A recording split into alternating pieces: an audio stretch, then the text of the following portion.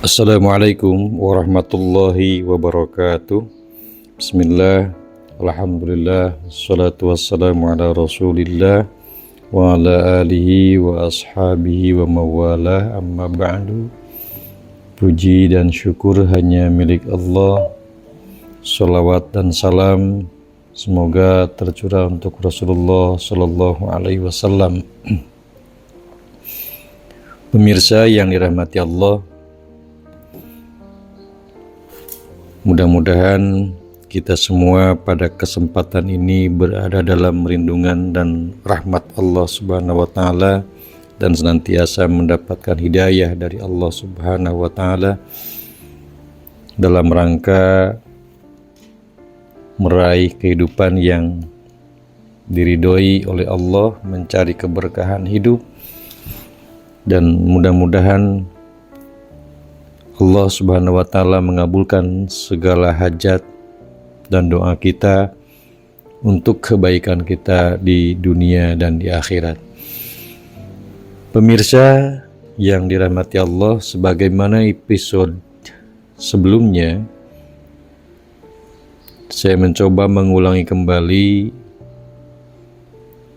supaya tidak gagal fokus.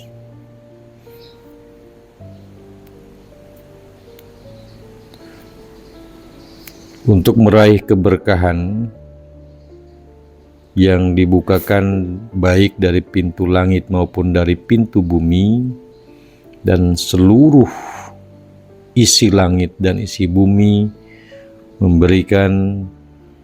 menumpahkan keberkahannya kepada kita semua, berkah, barokah. Untuk meraihnya hanya ada dua cara. Yang pertama, hanya dengan iman.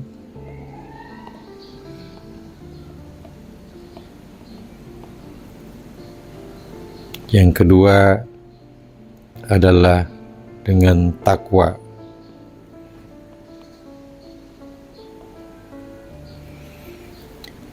Jadi untuk meraih keberkahan itu hanya ada dua jalan, yaitu iman dan takwa. Sebagaimana dijelaskan pada episode sebelumnya bahwa iman itu ada 70 cabang yang harus kita kuasai.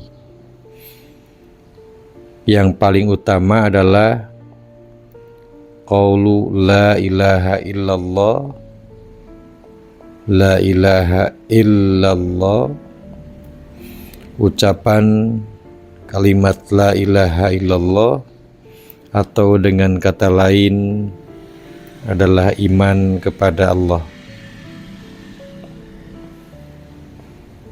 Iman kepada Allah.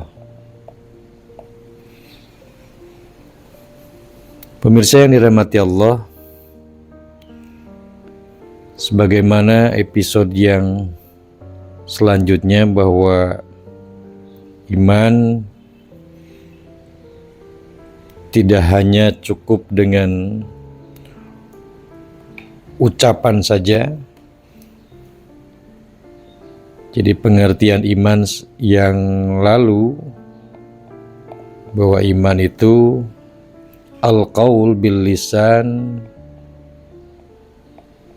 al-qaul bil lisan, ucapan dengan lisan, dengan lidah kita, wa tasdiq bil jinan, wa tasdiq bil jinan, membenarkan, pembenaran dengan hati. Yang ketiga, wal amal bil arkan, wal amal bil arkan, mengerjakan dengan seluruh anggota tubuh. Iman kepada Allah tidak cukup dengan lisan mengucapkan asyhadu alla ilaha illallah, kemudian membenarkan dalam hati bahwa tidak ada Tuhan selain Allah, sebagaimana disampaikan kemarin, la ma'buda illallah, la maqsuda illallah, la matluba illallah, la mahbuba illallah. Bukan hanya sekedar ucapan lisan dengan kalimat syahadat dan pembenaran dengan hati, tetapi harus ada konsekuensi dari pembenaran dengan hati dan ucapan dengan lisan itu.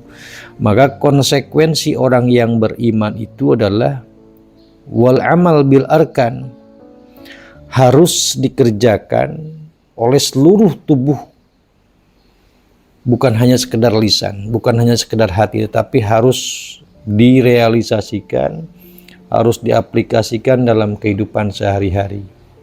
Sebab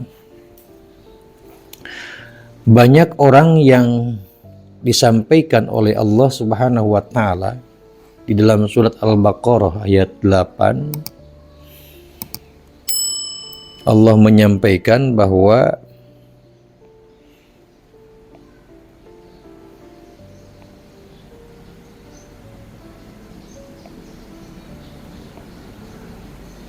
kata Allah dalam surat Al-Baqarah ayat 8, A'udzubillahi minasyaitonir rajim, wa minan nas, Al-Baqarah ayat 8, wa minan nasi may yaqulu,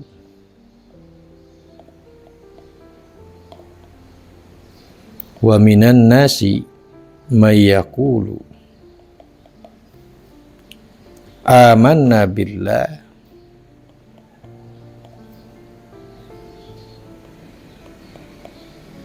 amanna billahi wal yaumil akhir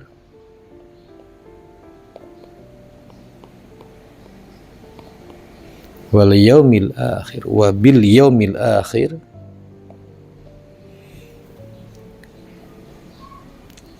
wa ma hum bimu'minin.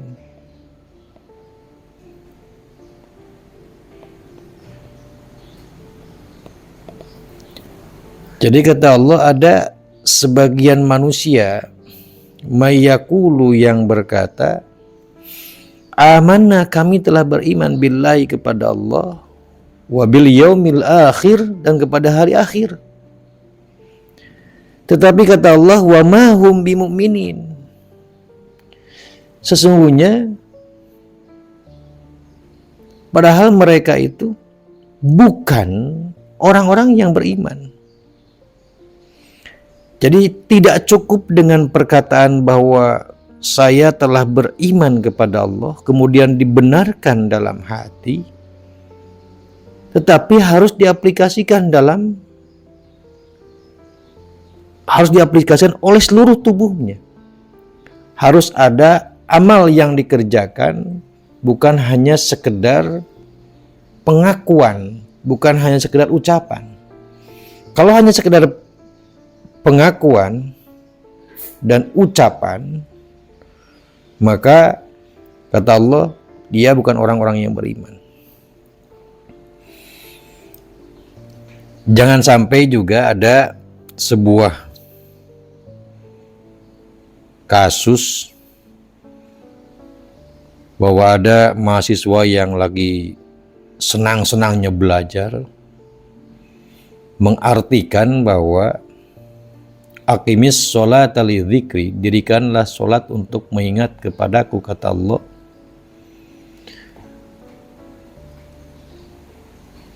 Salah paham dan gagal fokus dalam memahami ayat Al-Quran ketika menyampaikan aqimis sholata lidzikri, menurutnya bahwa tidak perlu sholat, cukup ingat kepada Allah.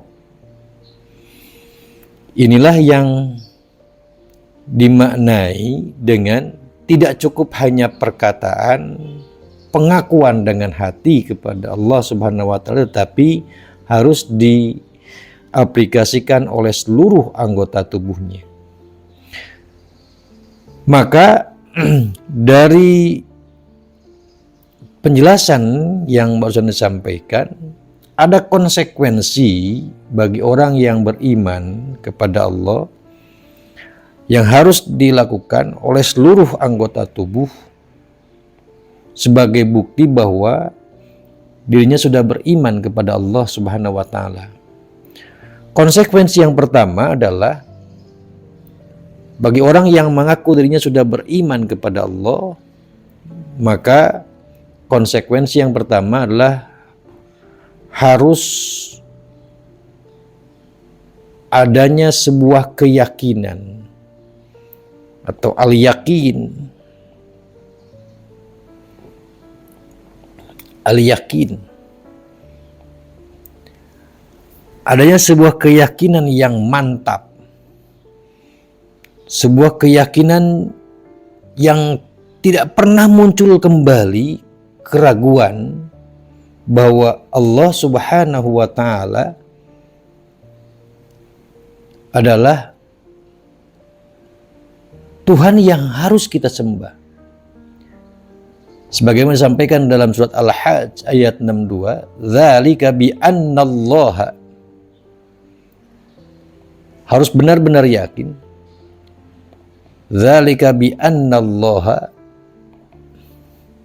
huwal haq", bahwa Allah itu dialah Tuhan yang hak.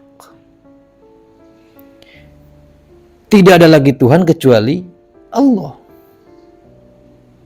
Yakinkan dalam hati bahwa jika ada Tuhan selain Allah, maka lanjutan ayatnya, wa annama yad'una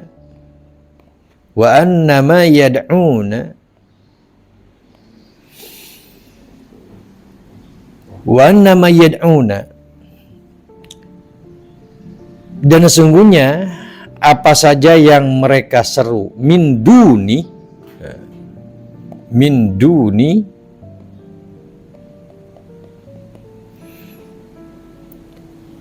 dan sesungguhnya apa saja yang mereka seru min duni selain Allah, maka wal batil,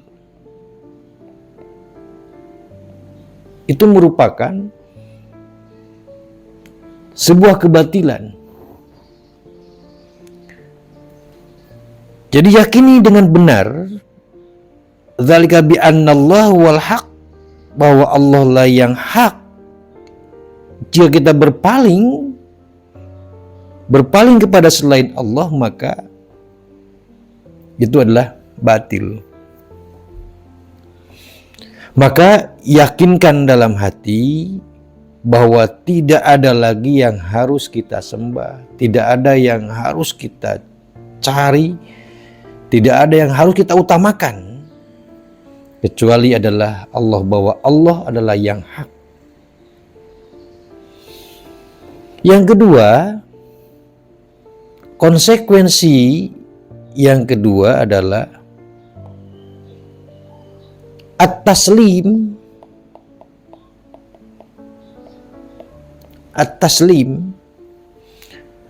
atau berserah diri kepada Allah, atau dalam kata lain disebut dengan tawakal.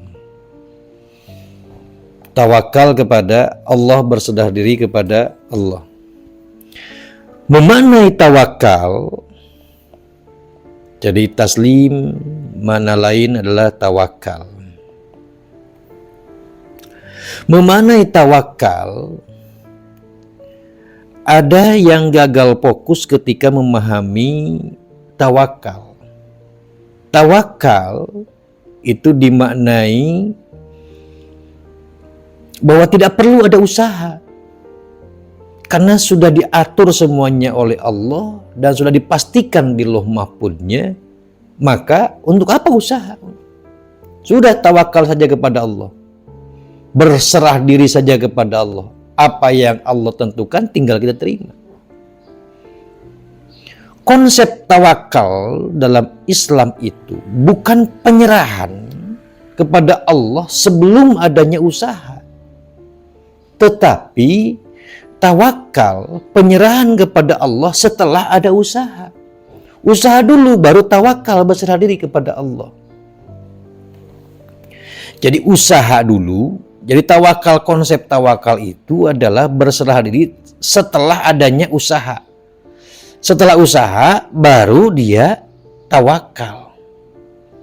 Bukan tawakal tanpa usaha, tetapi yang harus diserahkan itu adalah usahanya.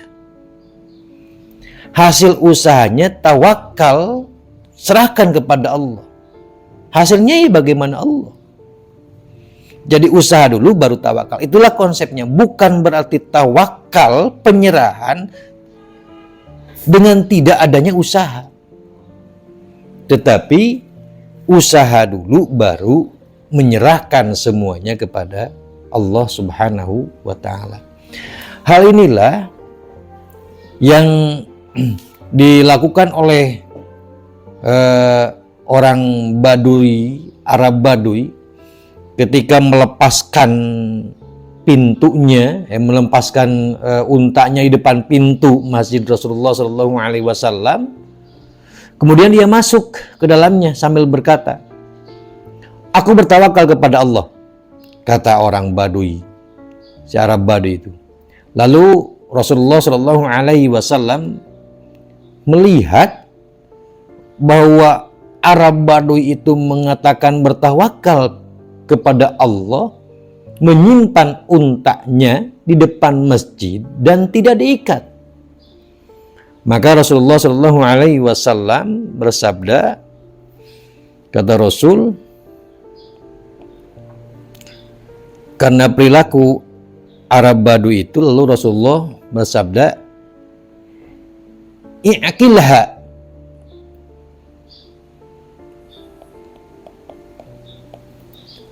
ikat dulu kuda itu, watawakal, lalu tawakal. Ikat dulu unta itu, ini adalah usahanya. Setelah usaha baru tawakal. Menyerahkan hasil usaha setelah mengikat, kemudian penyerahan diri kepada Allah. Jadi tawakal itu lahir setelah adanya usaha. Jadi salah kaprah kalau tawakal dimaknai penyerahan tanpa usaha. Justru tawakal itu penyerahan diri dimaknai setelah adanya usaha. Maka dalam mengartikan di dalam surat At-Tolak ayat 3 juga, kata Allah, "Wa may yatawakkal 'ala Allah." Jadi tidak ujug-ujug lantas ada, tetapi harus ada bentuk usahanya dulu. Maka kata Allah dalam surat At-Tolak, "Wa may yatawakkal 'ala Allah." Inilah keistimewaan orang yang bertawakal kepada Allah. "Wa may yatawakkal 'ala Allah." Barang siapa yang bertawakal kepada Allah, artinya ini usaha dulu nih. Penyerahan diri setelah adanya usaha. Jadi usaha dulu baru tawakal ala Allah. Serahkan semuanya kepada Allah. Maka bahwa hasbuh. Allah dia hasbuh, akan mencukupi segala kebutuhannya. Itulah konsep penyerahan diri, tawakal kepada Allah Subhanahu wa ta'ala. Jadi jangan dimanai bahwa tawakal penyerahan diri tanpa usaha. Dari konsep hadis yang disampaikan tadi oleh Rasulullah SAW, ini mengajarkan kepada kita sebagai muslim untuk ikhtiar, adanya usaha sekuat tenaga. Tentu saja bahwa untuk meraih hasil yang maksimal harus adanya ikhtiar, usaha yang maksimal juga. Setelah usaha maksimal, kemudian berserah dirilah kepada Allah tentang hasil usahanya itu. Nah, inilah hakikat tawakal yang diajarkan oleh Rasulullah Shallallahu Alaihi Wasallam kepada orang Baduy tersebut. Kemudian keistimewaan orang yang bertawakal kepada Allah juga, bahwa kata Allah, kata Rasulullah Shallallahu Alaihi Wasallam dalam sebuah hadisnya,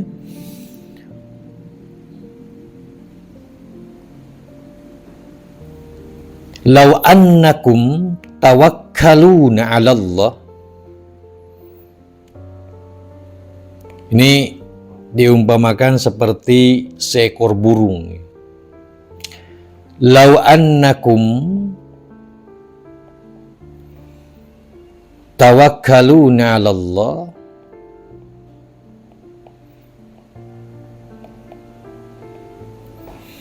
"Lau annakum tawakkaluna 'ala Allah haqqa tawakkulihi." Haqqa tawakkuli la razaqakum, kata Allah, kata Rasulullah, la razaqakum kama yarzuqut thair,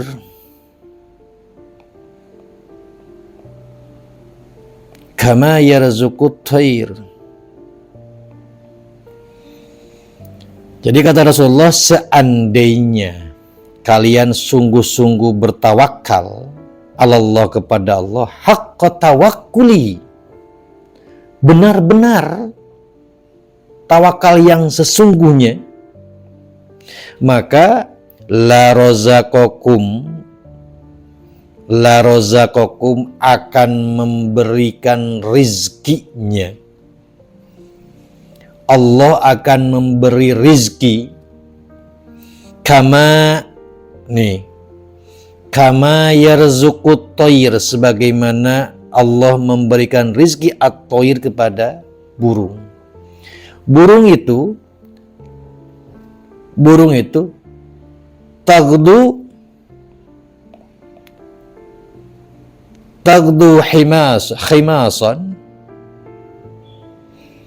Burung itu dia pergi dalam keadaan lapar, tapi watarahu bitanan,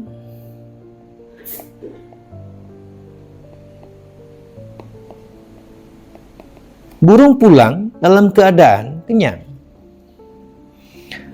Maka inilah perumpamaan yang disampaikan oleh Rasulullah Shallallahu Alaihi Wasallam, bagaimana tawakalnya seekor burung.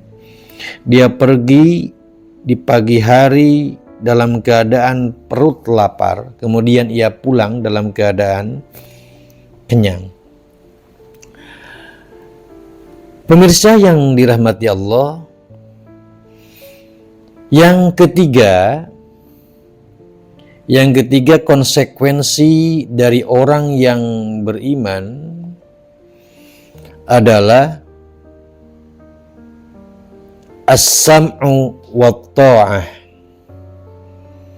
Jadi yang ketiga, as-sam'u wat ta'ah. Konsekuensi orang yang beriman kepada Allah, as-sam'u harus mampu mendengar. Bukan hanya sekedar mendengar, tetapi setelah didengarkan kemudian ditaati. Bukan hanya sekedar didengarkan perintah Allah, tetapi juga dilaksanakan. Wa ta'ah, ditaati perintahnya. Sementara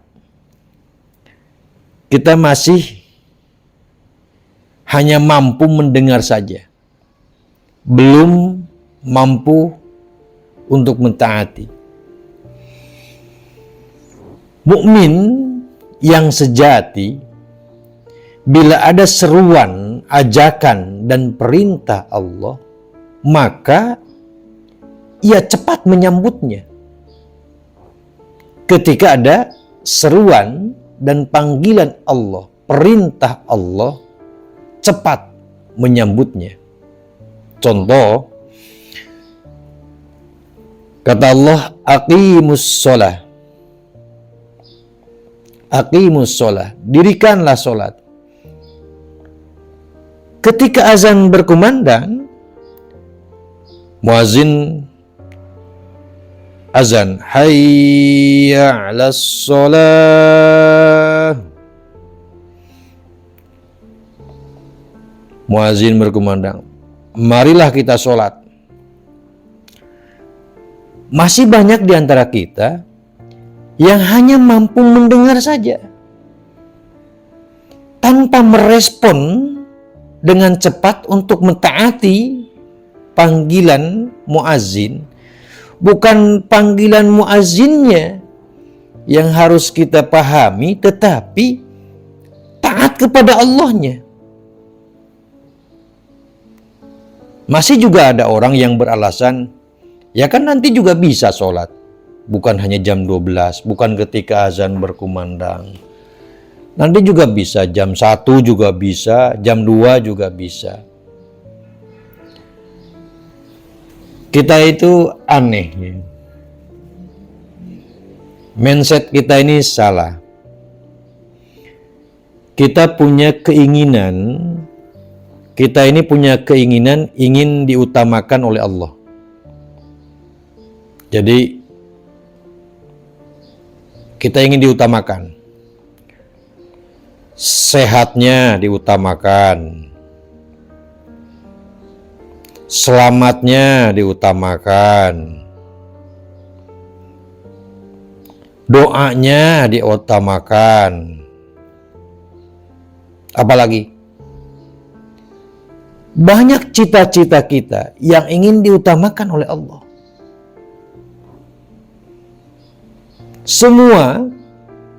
Semua keinginan kita yang bersifat duniawi ingin diutamakan oleh Allah. Rizki ingin diutamakan Allah. Ingin mendapatkan uang yang banyak, ingin mendapatkan rumah yang mewah, ingin mendapatkan kesenangan duniawi.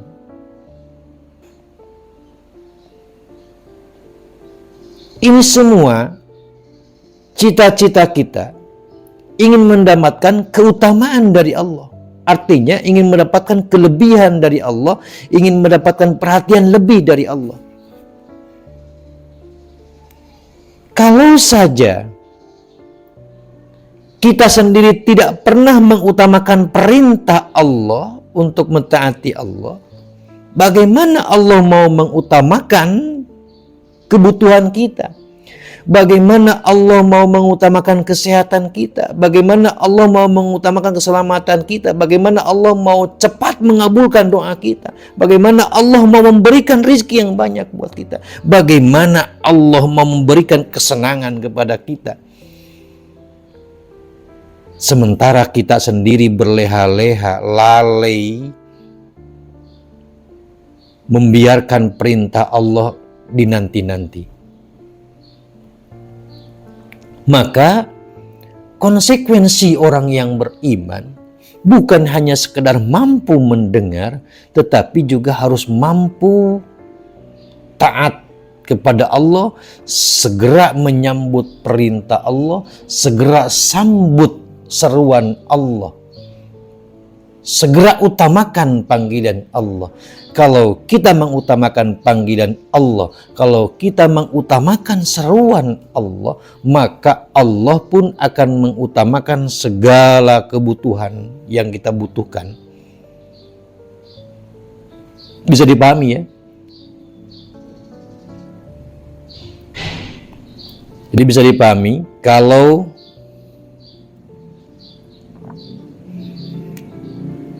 kita ingin diutamakan oleh Allah,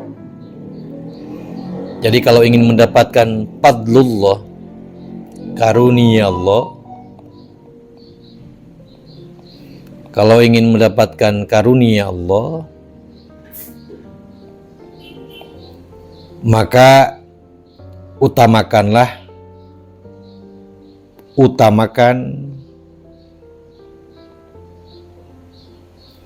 seruan Allah,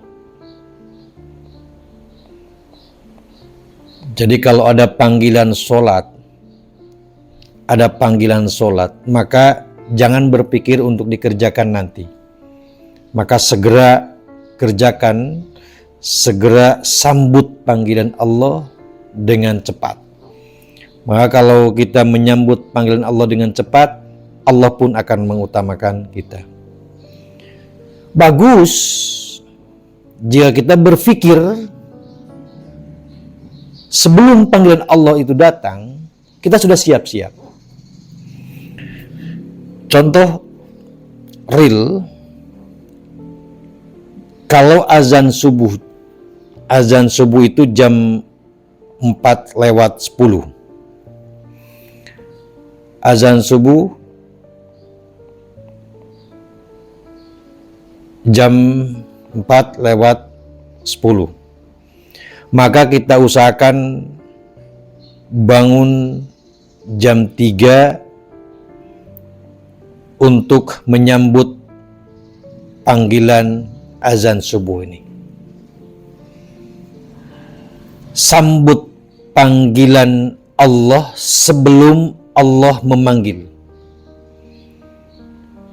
Kalau kita mampu menyambut panggilan Allah sebelum panggilan itu datang, maka yakinlah bahwa sebelum kita berdoa kepada Allah, memohon kepada Allah, Allah pun akan mengabulkan doa kita. Itulah keistimewaan orang yang mampu menyambut seruan panggilan Allah, mengutamakan panggilan Allah, apalagi kita menunggu panggilan Allah itu datang. Setelah menunggu, kemudian lakukan taat kepada perintah Allah. Pemirsa yang dirahmati Allah Subhanahu wa taala, itu konsekuensi yang ketiga bagi siapapun yang mengaku dirinya beriman kepada Allah Subhanahu wa taala. Yang keempat, konsekuensi orang yang beriman kepada Allah adalah adamul haraj. Adamul haraj. Adam itu meniadakan al-haraj, sempit. Jadi meniadakan kesempitan. Apapun perintah Allah, apapun seruan Allah, maka jangan dibuat sempit. Jangan dijadikan beban berat. Jadi seruan dan perintah Allah itu jangan merasa sempit, merasa berat. Saya masih mendengar orang yang masih mengeluh ketika panggilan atau seruan Allah itu datang, ketika kumandang azan itu datang. Baru saja duhur ke tadi azan duhur. Ini sudah azan lagi asar. Masih ada sempat orang yang berbicara seperti itu. Seakan-akan bahwa perintah Allah itu menjadi beban, menjadi berat, menjadi sempit hidupnya. Maka lepaskan beban berat ini. Jangan dijadikan beban perintah Allah. Jangan dijadikan beban yang berat perintah Allah. Jangan dijadikan sempit perintah Allah. Seandainya kita menjadikan lapang. Ini dalam firman Allah sampaikan dalam surat Al-An'am ayat 125, kata Allah, "Famay yuridillah,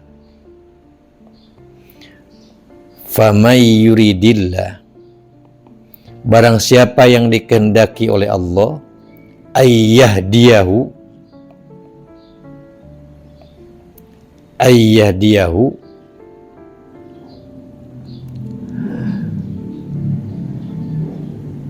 memberikan petunjuk kepadanya. Barang siapa yang dikehendaki oleh Allah, barang siapa yang Allah menghendaki akan memberikan kepadanya, ayyahdiyahu, akan memberikan kepadanya petunjuk. Yashrah sadrahu lil Islam, niscaya dia melapangkan dadanya untuk memeluk agama Islam. Yashrah sadrahu lil Islam,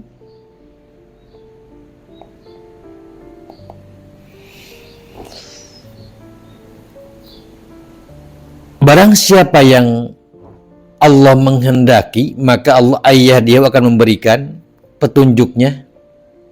Yashrah sadrahu, niscaya Allah akan melapangkan dadanya lil Islam, untuk Islam.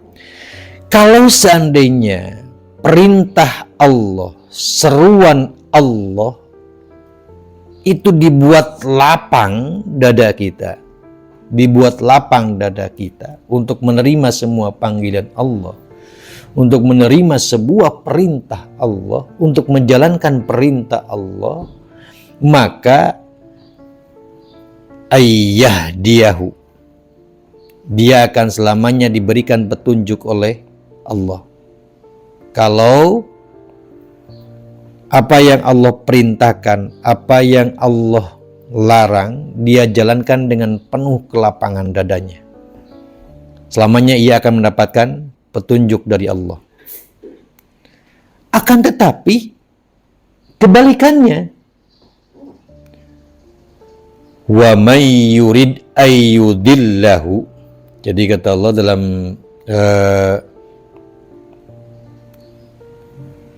lanjutan ayatnya, wa may yurid ayyudillahu,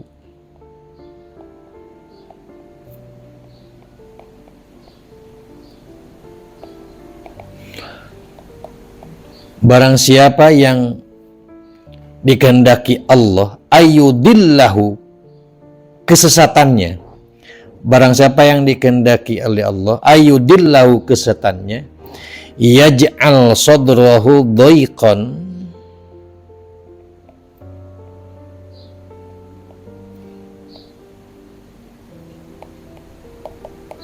yaj'al sadrahu dhaiqan, niscaya Allah menjadikan sadrahu, dadanya, dhaiqan, sesak, dhaiqan, sempit, sesak, harajan, sempit. Sudah sesak, sempit lagi. Jadi kalau seandainya perintah Allah, seruan Allah dijadikan beban yang berat, dijadikan hal yang sempit, hal yang menyulitkan, maka selamanya Allah akan menjadikan dadanya menjadi sempit, sesak. Sudah sempit, sesak lagi. Maka konsekuensi bagi orang yang beriman kepada Allah, kalau ingin mendapatkan petunjuk dari Allah, maka perintah seruan Allah harus dibuat lapang. Kalau seandainya larangan dan seruan Allah itu dibuat sempit, maka hatinya akan sempit, sesak,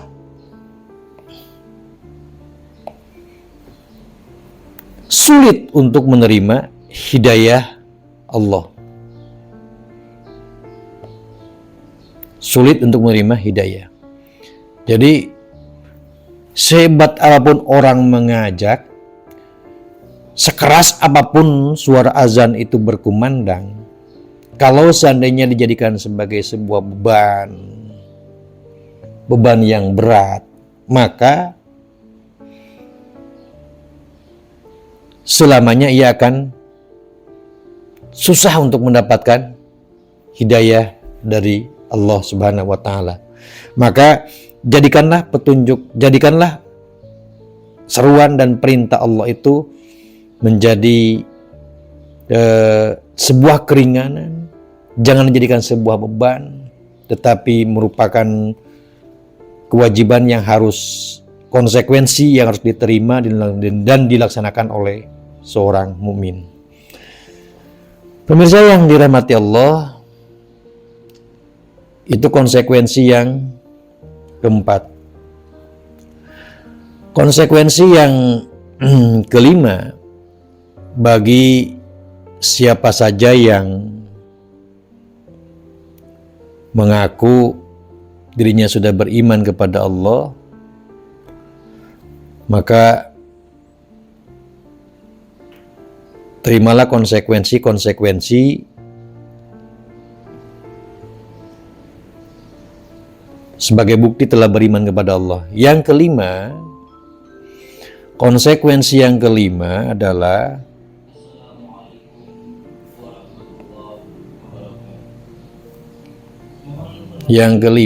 konsekuensinya adalah adamul khiyarah. Adamul khiyarah.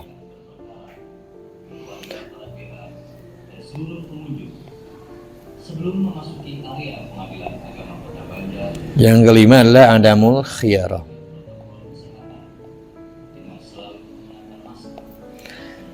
Tidak ada pilihan lain. Tidak ada pilihan lain ketika Allah sudah memerintahkan sebuah perintah untuk dilaksanakan.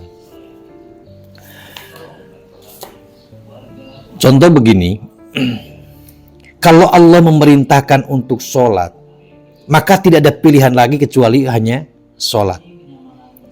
Kalau Allah mengharamkan sebuah benda, jadi kalau Allah mengharamkan innamal khamru wal maisir, khamr, judi, itu diharamkan oleh Allah, maka tidak ada pilihan lain lagi. Jangan mencari-cari alasan, jangan mencari-cari pembenaran diri yang tidak ada dalil dan dasar hukumnya. Masih banyak akal manusia yang mencoba untuk mencari pembenaran, mencari akal busuknya untuk menghindari perintah dan seruan Allah.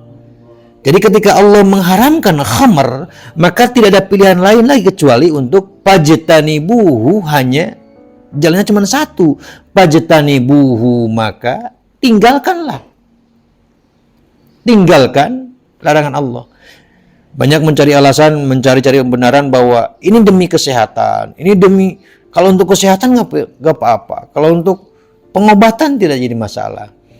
Kalau Allah sudah mengharamkan sesuatu, maka ikutilah pengharaman itu, jauhilah pengharaman itu. Pajtanibuhu, tidak ada pilihan lagi kecuali tinggalkan, jauhi apa yang dilarang oleh Allah. Ya, apa yang dilarang oleh Allah, apa yang dilarang oleh Rasul, tidak ada pilihan lagi. Kalau Allah mentakdirkan seseorang dengan Allah memberikan ujian, Allah memberikan cobaan kepada manusia, maka perintah Allah adalah ketika Allah memberikan ujian, ista'inu, Allah hanya menyuruh ista'inu bisabri wassalah. Ketika Allah memberikan ujian, jadi Allah memberikan ujian, maka perintah Allah itu adalah ista'inu bisabri wassalah, minta tolonglah kepada Allah bisabri, dengan jalan sabar, wassolati, dan jalan dengan solat. Kalau Allah memerintahkan ketika diberikan ujian untuk meminta tolong dengan cara sabar dan solat, kemudian kita memilih pilihan yang lain, tidak kuat dengan sabar, tidak mau mengerjakan solat, kita cari pilihan lain, pergi ke dukun, pergi ke dukun. Maka perginya ia ke dukun, ini adalah khiyarah, pilihannya memilih jalan yang lain.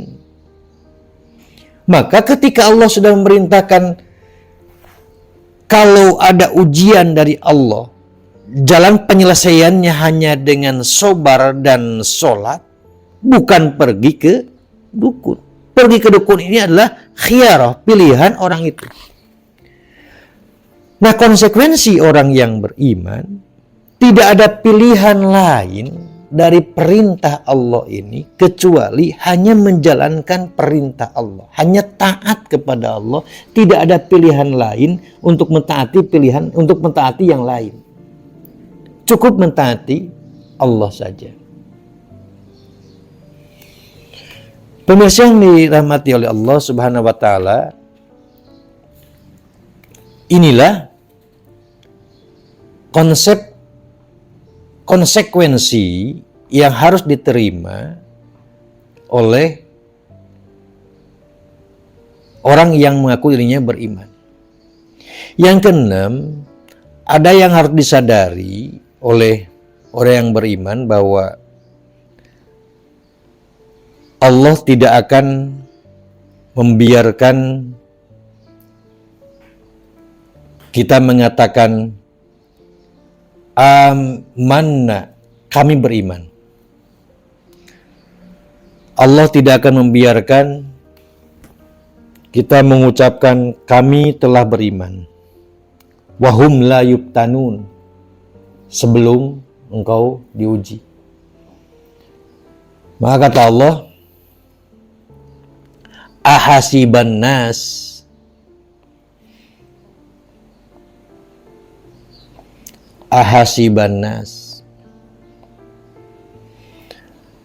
apakah manusia ini mengira ayyutraku,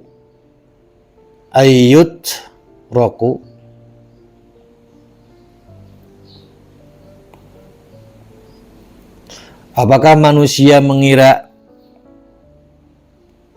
ayyutraku, akan ditinggalkan begitu saja?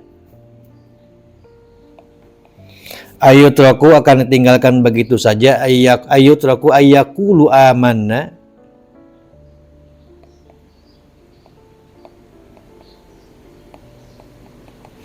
apakah manusia mengira akan dibiarkan begitu saja mengatakan kami beriman?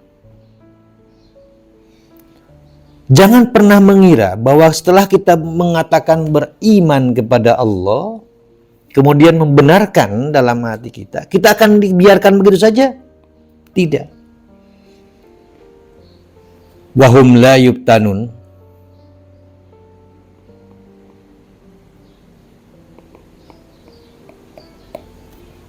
wahum, dan mereka la yubtanun, sebelum diuji oleh Allah. Jadi mesti orang yang konsekuensi yang harus diterima oleh orang yang beriman kepada Allah, bersiap-siaplah untuk menghadapi ujian dari Allah. Persiapkan mental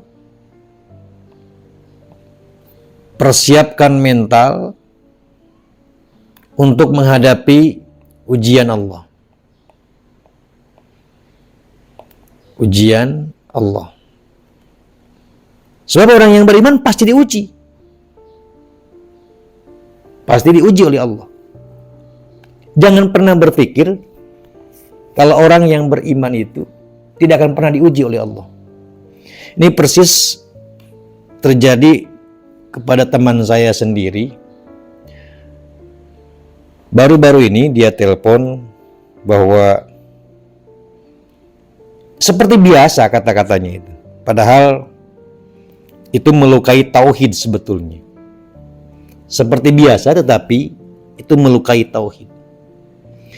Ya, sampaikan kepada saya bahwa kenapa ya ibadah saya ditingkatkan, tetapi kok kenapa ujian Allah itu semakin berat? Kenapa hidup ini semakin berat? Saya tersenyum. Jangan pernah berkata seperti itu. Jangan mempunyai prasangka yang tidak baik kepada Allah. Justru semakin hebat keimanan seseorang, maka semakin hebat juga ujian dari Allah. Semakin kita lolos ujian dari Allah, maka semakin meningkatlah derajat kita di hadapan Allah Subhanahu wa ta'ala. Jangankan derajat di hadapan manusia, jangankan derajat di hadapan manusia. Ini derajat di hadapan Allah saja Allah tingkatkan. Derajat di hadapan Allah saja tingkatkan, apalagi derajat dengan manusia. Derajat di hadapan manusia itu kecil dibandingkan derajat di hadapan Allah. Derajat di hadapan Allah saja yang besar ditingkatkan, apalagi derajat di hadapan manusia yang kecil. Maka jangan pernah khawatir dengan dunia yang sedang kita hadapi. Semakin berat ujian yang kita terima, yakinkan dalam hati, maka semakin besar juga keuntungan yang akan kita dapatkan. Semakin tinggi juga derajat yang akan kita terima di hadapan Allah Subhanahu wa ta'ala. Jadi terkadang ada orang yang berpikir begini, ya di hadapan Allah derajat ditinggikan, tapi bagaimana dengan derajat di dunia? Sudah saya sampaikan bahwa dunia itu kecil. Dunia itu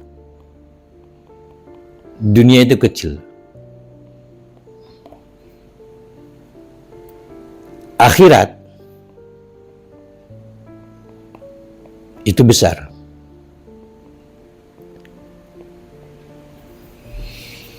Kalau termasuk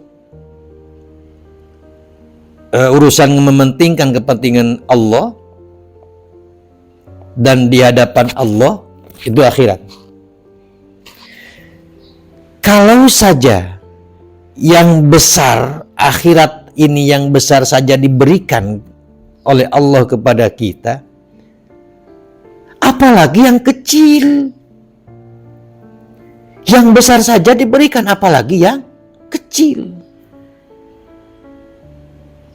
Jadi maknai, kalau yang besar saja diberikan oleh Allah, apalagi yang kecil. Jadi kalau dalam lingkaran, itu, kalau saya lingkarkan begini, saya kasih lingkaran.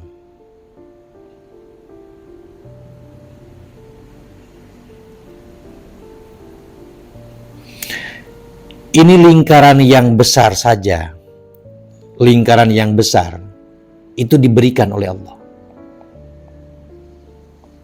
Lingkaran yang besar. Anggap bahwa lingkaran yang besar ini adalah derajat di hadapan Allah. Jadi derajat di hadapan Allah.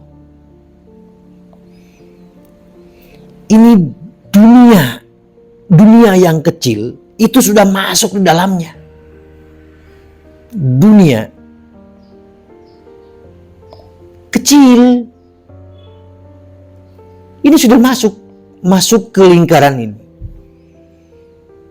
Jadi yang besar saja diberikan oleh Allah, apalagi dunia yang kecil. Maka jangan ragu bahwa mementingkan kepentingan Allah untuk akhirat, maka jangankan akhirat, dunianya pun ke bawah. Kan sudah sering disampaikan oleh Allah dalam Al-Quran, wal akhiratu khairul laka minal ula. Akhirat itu lebih baik. Kalau akhirat itu lebih baik, dunia yang baik juga ke bawah. Jadi kalau seandainya akhirat saja yang besar diberikan, apalagi dunia. Maka kejarlah dunia, kejarlah akhirat. Kejarlah akhirat. Akhirat.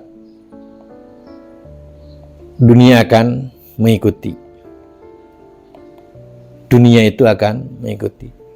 Tapi kalau kebalikannya, kalau Anda mengejar dunia, seringkali akan mengabaikan akhirat. Abaikan akhirat. Kalau mengejar dunia, maka kebanyakan manusia mengabaikan akhirat. Akan tetapi, kalau mengejar akhirat, yakini bahwa dunia itu akan terbawa. Dunia terbawa. Jadi kalau Anda mengejar dunia, yang Anda dapatkan hanya dunia saja. Tetapi kalau Anda mengejar akhirat, dunia ke bawah. Kalau akhirat, dua-duanya dengan dunia. Kalau dunia, susah untuk mendapatkan akhirat. Sebab kalau orang sudah sibuk dunia, dia akan lupa dengan akhirat. Pemirsa yang dirahmati Allah, itulah konsekuensi bagi orang yang beriman kepada Allah Subhanahu wa taala. Jadi bukan hanya sekedar al-qaul bil lisan, ucapan dengan lisan, tetapi bukan juga hanya at-tasdiq bil jinan, tetapi bukan hanya sekedar juga pembenaran dengan hati, tetapi harus ada wal amal bil arkan sebagai konsekuensi daripada orang yang beriman kepada Allah Subhanahu wa taala. Mudah-mudahan dari yang disampaikan tadi memberikan sebuah pencerahan untuk kita semua dalam menghadapi kehidupan di dunia. Kita menginginkan untuk meraih keberkahan dan dibukakan, dilimpahkan keberkahan dari langit dan dari bumi serta isinya. Seluruh isinya, seisi langit dan seisi bumi ditumpahkan kepada kita semua, asal mengikuti jalur yang sudah disampaikan oleh Allah Subhanahu wa taala di dalam Al-Qur'an. Mudah-mudahan ini baru satu yang disampaikan bahwa iman itu ada 70 cabang. Iman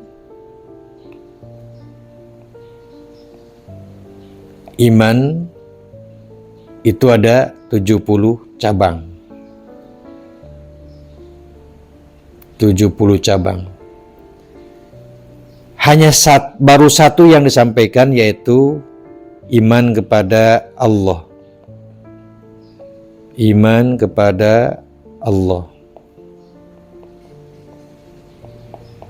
Dan konsekuensinya.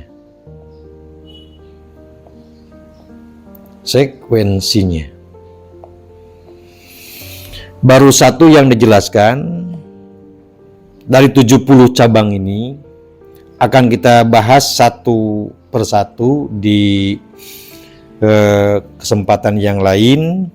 Mudah-mudahan kita semua diberikan kesehatan oleh Allah Subhanahu wa taala, dan mudah-mudahan kita semua mendapatkan keberkahan hidup di dunia maupun di akhirat.